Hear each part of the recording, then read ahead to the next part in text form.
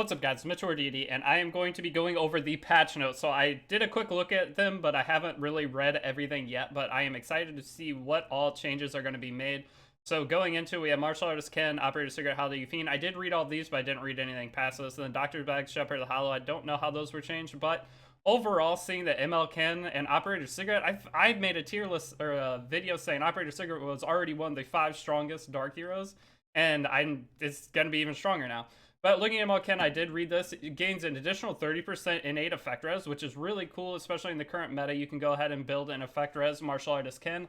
And building effect res and super slow, you'll be able to survive, and good martial artist Ken on good effect res can solo a carrot and some of the other options that are in a somewhat scenario where you're getting debuffs. So Fairy Tale Tenebria is pretty good. Cerise can help solo that, but honestly, Cerise still is really good against Malkin because Soul Burn S2.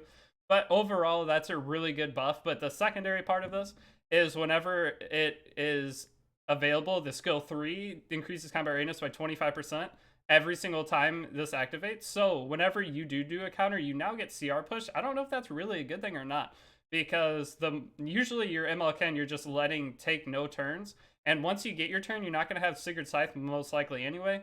I don't know how much this will really benefit. I mean, it'll help, I guess, maybe if you don't heal your full Sigurd Scythe amount and you get boosted up, then you can attack and get another Sigurd Scythe hit.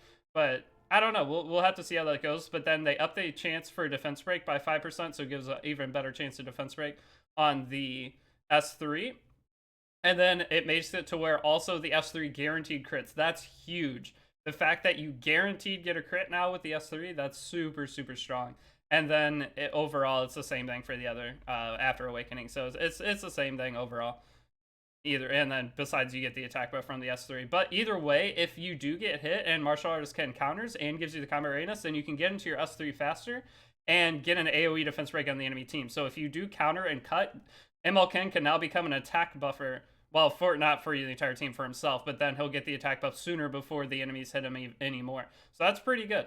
If he was AoE attack buff, that'd be actually insane. That would have been a really good buff. But next up, Operator Sigret. So Operator Sigret, the change is damage shall increase proportional to the caster's speed.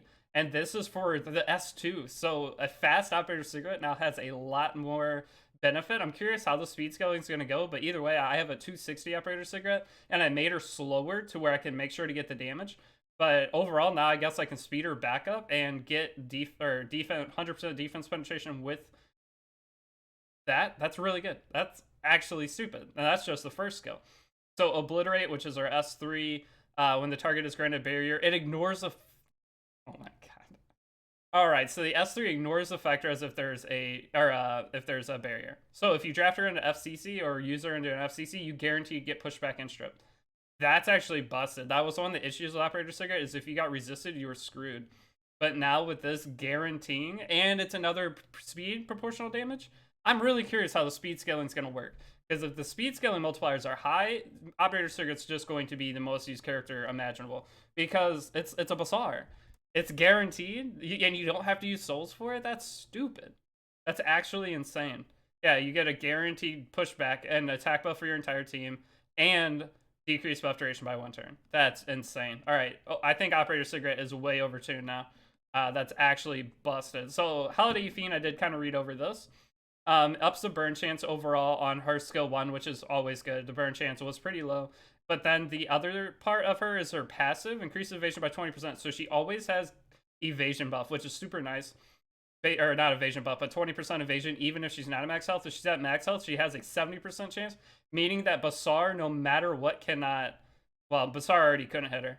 But if you draft her into grass units, then she is going to be absolutely insane. This is very, very strong. And then next up, you can soul burn for 10 souls to make skill cooldown 2 turns. So if you soul burn for 10 souls on the S3, you get CR push, greater attack buff for the caster. And then I think the skill cooldown is in 2 more turns, you could do it again. So that's pretty good. A cycling skill 3 that CR boosts your team and does pretty good damage and full cleanse. That's pretty nice. I do really like that. That is a huge buff overall for it. So extends duration of buffs. Yeah, so all it did before was give you more attack for longer. Now this is a much better change for How Do You Fiend. Next up, Violet. So when it is not the caster turn, increases combat rate. Oh wow, and doubles the amount of focus gain. All right, so Violet is a very scary water counter just off that because he gets CR boost and double focus, meaning he can get back into his skill 3. Regular Violet skill 3 does a ton of damage. Granting perception for 3 turns, that's a new skill. For recovering health, perception, increased critical hit chance, and crit damage by 15%, and can't be dispelled? What? And you get more souls out of him? Wait, Violet sounds sick. They gave him a whole new thing all for himself. That's really cool. I actually don't have Violet. He's one of the couple base 5 stars that I'm missing. That's super cool. That's neat. And when Butterfly Cut is available, increases evasion by 35%. What? So when he has 5 focus, that means Butterfly Cut is going to be available, right? Or when 5 focus... Yeah, it resets when it's... What the hell? Alright, Violet seems absolutely broken now. If he has max evasion, or that, increases evasion by 35%. Can he even be hit? What? Wait, I'm confused. Can he even be hit? I don't feel like Violet can even be hit. That's crazy. That's actually insane. Wow. Okay, so I'm very curious on this Violet thing. What's the max evasion chance you get? If anyone knows down below or in the comment section, if you can tell me. This is just a first read. I obviously will do the math later. I don't want to prolong the video. So Elena, damage. All right, so decrease the damage by 20%. That's a 5% boost. And then before increased cover awareness, it casts by 20%, recovers. So wait, she auto what? She auto gets the cut now? You don't need Magaharas? So she gets Magaharas within her kit. That's insane. She has an artifact added to her kit and more damage mitigation. Wow. Alright, so Elena, that's a really good buff because you can put that on and Elena can cut half a CR bar. She can cut 40%, 50%, either 40 or 50. It's an insane amount on a max Magaharas tome. That's really good. Wait, all these buffs are insane. Alright, so now 4-star Green Sid, when the caster is granted increased speed, use Whirlwind instead of Relentless Strike.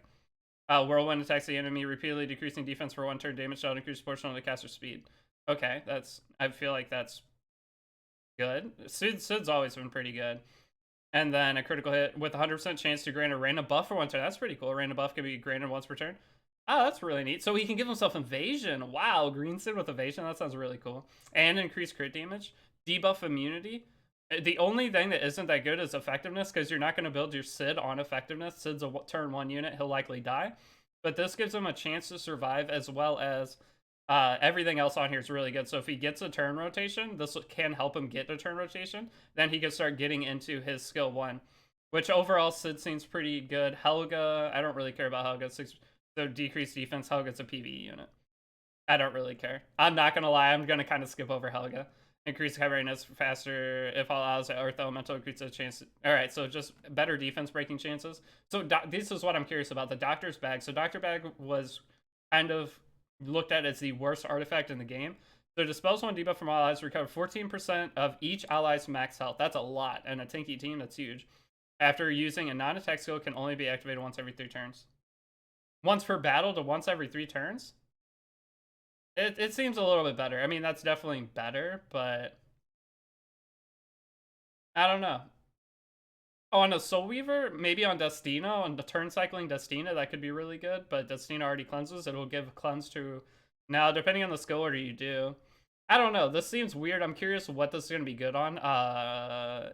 We'll have to see. But overall, Doctor's Bag, it is a decent buff. So increases evasion by 20%. That's the same. Damage dealt increases by 12%. When attacking, and as health decreases. Oh, so you get a guaranteed damage increase, and you get the bonus after. Decreases, damage dealt increases. And, wait, and not evasion? Caster's health below. Oh, wait, no, the evasion's already increased. So it's just a better Moonlight Dreamblade, kind of. No, it just is a better Moonlight Dreamblade. So Shepherds of the Hollow is just a better Moonlight Dreamblade? Seems pretty cool. Gives more damage. Lifesteal MRSA. Shepherds of the Hollow. What is... Yeah. It just seems like a better Moonlight Dreamblade. Okay, that's pretty cool. That's it, though. Okay, well, overall, these buffs are very, very strong. That's actually... The Operator Sigret buff's the craziest one. The Ammo Ken's going to be interesting. Elena's good. I mean, they're all really good. This isn't one... Even the Sid one seems pretty decent, honestly. The only one I don't care about is Helga. But other than that, pretty much every single one of these buffs seems pretty cool. Let me know down below what you guys think of the current buffs. And let me know also who you would like to see buffed. Honestly, we're getting to a point where I feel like every unit in the game's been buffed.